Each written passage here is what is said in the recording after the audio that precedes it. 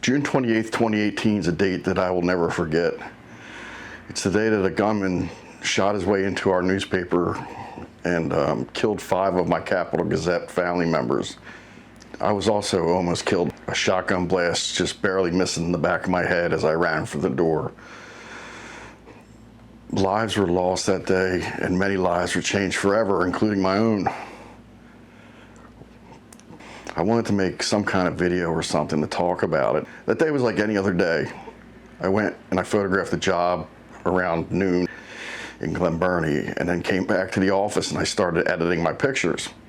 Later on that day, I had the Naval Academy's I-Day commissioning ceremony to shoot around 6 p.m. After I finished editing my earlier assignment, I started looking at pictures from the I-Day from the previous year, so I tried not to repeat any of my pictures. And as I was watching, looking at my pictures, that's when I heard the shotgun blast and the glass crashing. I stood up, turned around, and I saw the shooter come in through our newsroom with the shotgun in his hand. I immediately dove under my buddy Josh's desk, hoping he didn't see me. That's where I hid. They say it was 3 minutes. It felt like 3 hours as he went through the place, killing my friends and my coworkers. He did this because he had a grudge against the newspaper. He didn't like something we wrote. And even though he tried to sue the paper, he didn't win. So then he took violence as his route. This video is not about what happened that day. Partially, but I'm not going to recount everything that, by the grace of God, I was able to get out of there. And I've been trying to dedicate my life to doing things to make the world a better place since then, to follow what I think our Capital 5 would have wanted. This video is more about those people and a little bit about the project that inspired me to do in their memory, and about how journalists are they're not the enemy. They're not the enemy to people. They're your friends, they're your neighbors, they're people that are just trying to do the right thing in your community.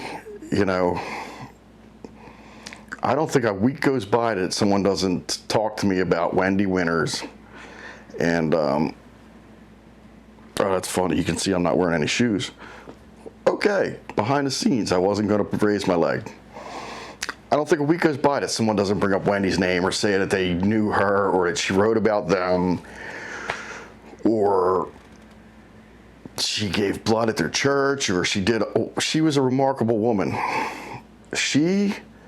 I consider to be like my wacky aunt. She cared about everybody in the newsroom, and she could be she was colorful, I'm going to say that. I know after my brother died a few years before the shooting, that Wendi was one of the people that was really there for me. She came to my house here and made me go out and get out of the house and not just sulk around the place. Wendi was fantastic. And I would listen to her stories every week because we used to do what was called Home of the Week. And she would tell all of her wild stories to all the people. And for them, it was like, ooh. But for me, it was like, okay, I've heard this one before. But I miss her every day. She was remarkable, and she raised 4 wonderful kids who all miss their mom very much. It's so hard. Rob Hiaasen was another one we lost that day. He was such a great editor and writer. He was like a mentor to all the younger writers that would come to work for us. They really learned a lot from Rob, and he would take them under his wing and guide them and help them become better writers, better journalists. He was so loved in our newsroom. Here's a funny Rob story. Tuesday, before the shooting was on Thursday. Tuesday before the shooting was primary election day in Annapolis. And I was running around all day photographing different election things and everything. And then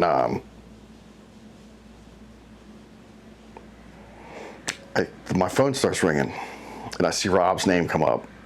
And I'm like, oh man, what does he want? You know, he's going to throw another polling place or something at me, or election party I got to get to or something like that. So I answered the phone, and he's like, hey, Paul, it's me, Rob. What kind of pizza do you want? Because we're getting pizza for the newsroom. It's like a tradition in newsrooms on election night that we all get pizza, you know. So he was calling not to give me more work, but to ask me what kind of pizza I wanted. I thought that was great. You know, Rob is also on Google Earth. If you Google search the old Capitol building at 2000 Capitol Drive and look at the Google Street View, you can see Rob taking his daily walk around the building, and I think he might be picking something up too. So there's like, it's very funny that like as of last time I looked, Rob is on Google Street View. So yeah, that was Rob. I miss him. There's Gerald Fischman, who I've been at the paper almost 25 years. Gerald had been there a long time. I never spoke to Gerald. I never talked to him at all for like the first 10 years probably, because he was a quiet person. He would write his editorials in his office, and you never heard from him until we started losing editor. Like, you know, due to buyouts and stuff, editors were becoming fewer and fewer. So Gerald had to take on the added responsibility of being the Saturday night editor. And so after my shift shooting out in the public, I would come back and I would, you know, edit my pictures and then take them out to Gerald and we'd talk a little bit. But I still didn't really know him, you know. It's so sad that I've gotten to know so much about Gerald after he passed away that it's just, you should, you know, talk to people, learn about people before they're gone. We went and sat Shiva after Gerald's funeral at his house with his wife. And I learned more about Gerald than I ever could have imagined that I ever knew while he was alive. His house was full of books. He loved reading. He loved writing poetry. And I mean, there was hundreds of books on the bookshelves. Half of them weren't even opened yet. They were supposed to be for when Gerald retired, so he could just take his time and read his books, write his poems, and be with his beautiful family. His wife, he met at the opera. He was a big fan of the opera. His wife is a Mongolian opera singer who they met at the opera one day. And Gerald, I can't believe, you know, God bless him. He did well.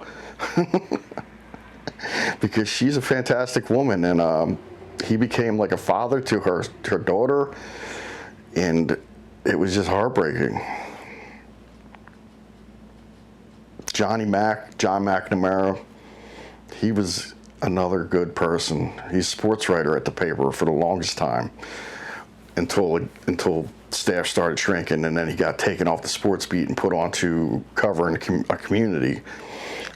But John would always come back and he'd ask me about his pictures. How could he do better with what he had, like his phone and stuff like that?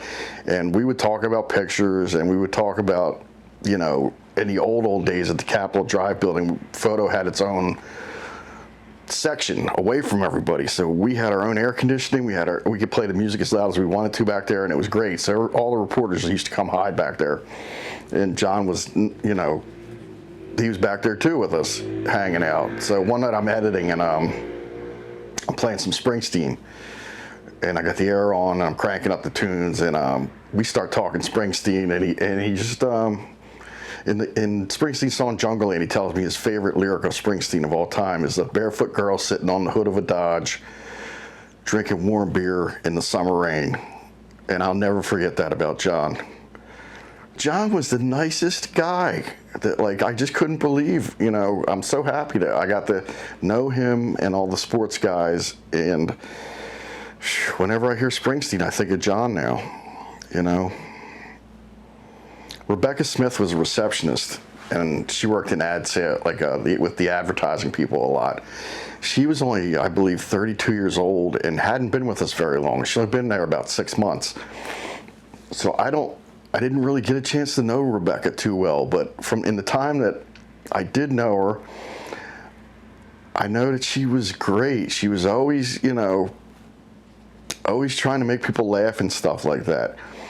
She had a button on her desk, and when she hit it, it would play a sound, like a saying.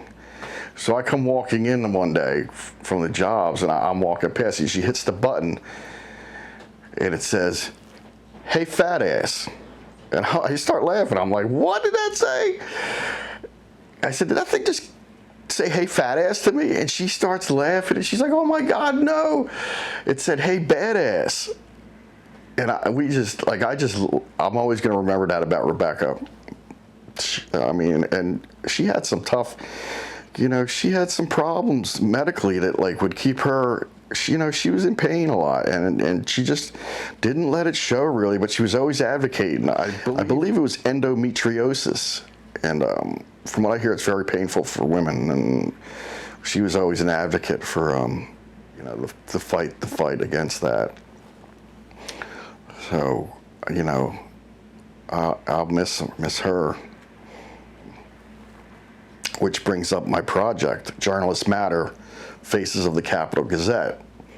It was something that didn't start out to be a project for that. It started out as just me being very depressed, PTSD'd, sitting in this room, basically waiting, feeling like, when am I going to die? Because I survived, but it feels like I shouldn't have. I don't know, it's like, why did I get so lucky that the shotgun blast missed me by inches? I felt the shotgun blast blow past the back of my head, hit the wall next to me as I was running. I could hear the shotgun go off, and then I felt the breeze blow back. And I'm like, I got out of there, and what am I going to do? I'm super out of it, just sitting in my room here. So I watched a documentary on Netflix about a photographer named Platon. He's a portrait guy, and he shoots some really great black and white portraits of famous people, and it showed a little bit about how he did it. And it was all one light setup in his studio, white backgrounds. And I'm like, you know what? I could do that. Probably not as good as Platon, obviously, but maybe someday. You never know. So I cleared out a room in my basement that had been my late brother's bedroom where he was living. And so that was another way for me to take back something that was sad to try to make it into something positive. So I cleared out that room, and I had all the studio lights and everything from years of being a photographer, and I set up white background and all that stuff, and I was like, who can I photograph? And, I work with a lot of young folks at the paper, and they always love putting their pictures on, social media and stuff. Who doesn't? You see my mug all the time too.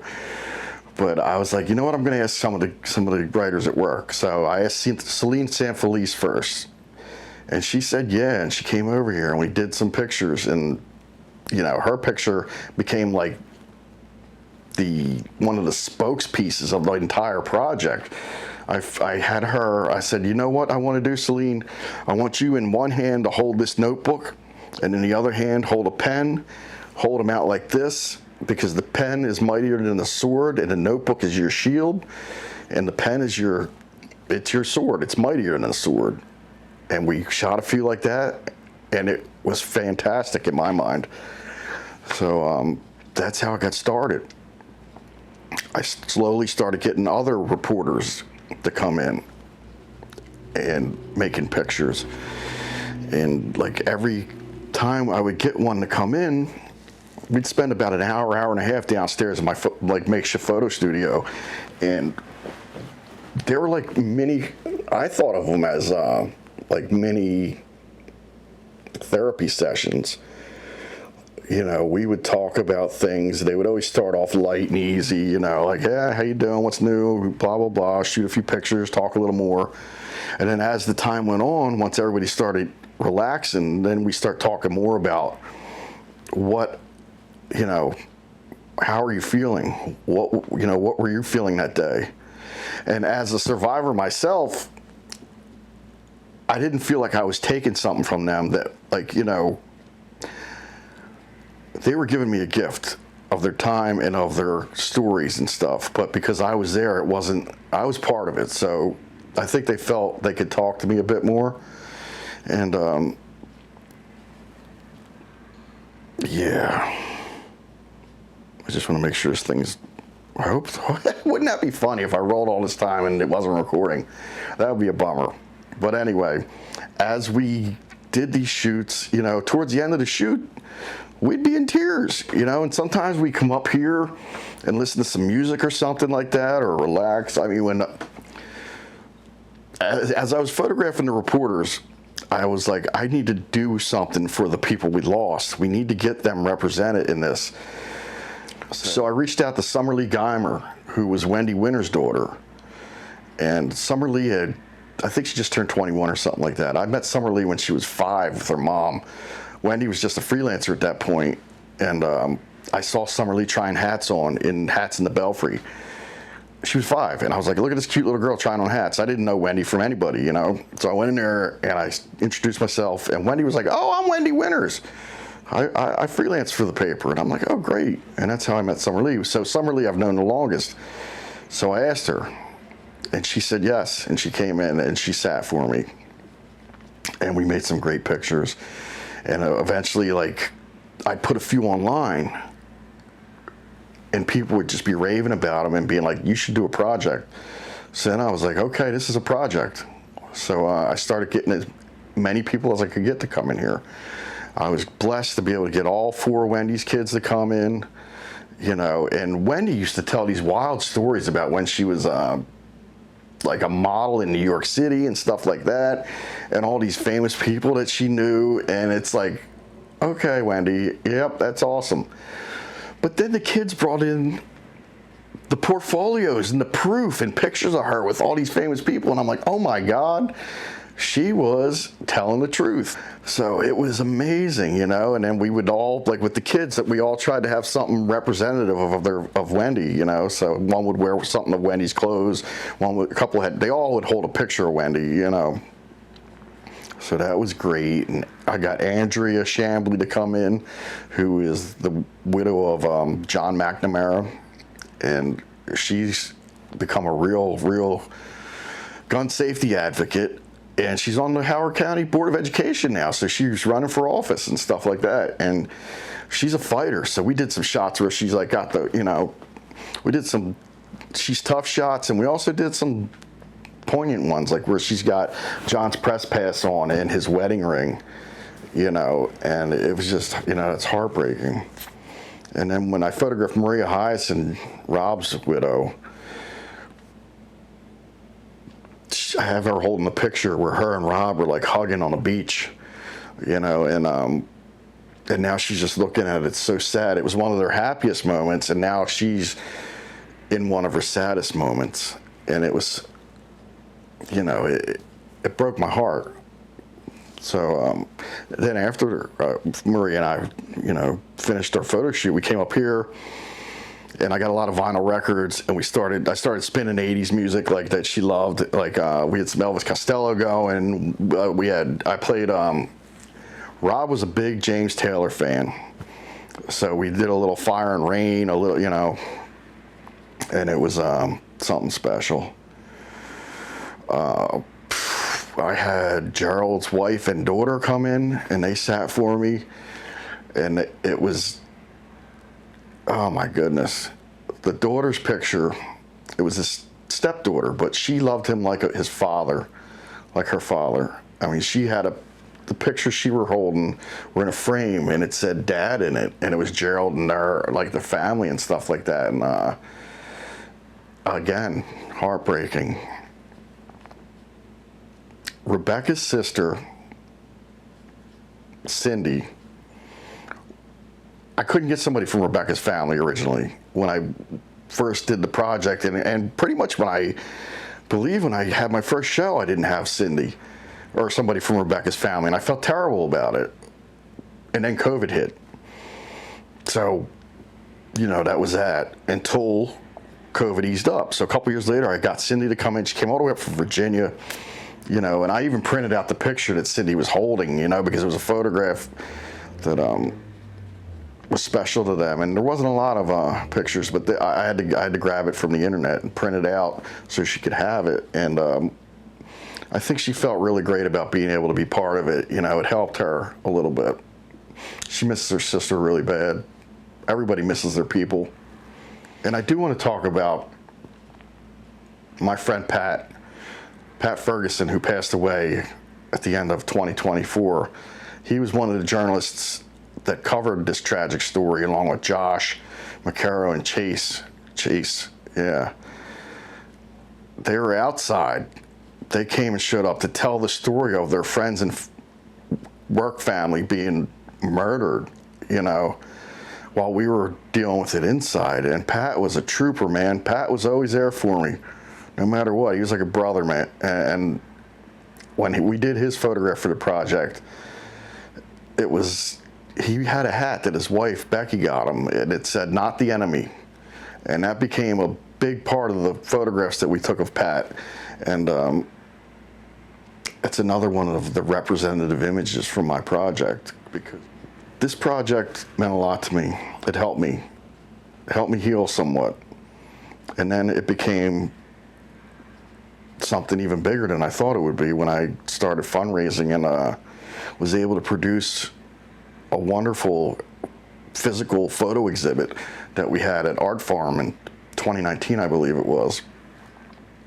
And all these big, beautiful prints I got made and framed, and it was fantastic. And we had over 400 people come to that opening night, and it was incredible.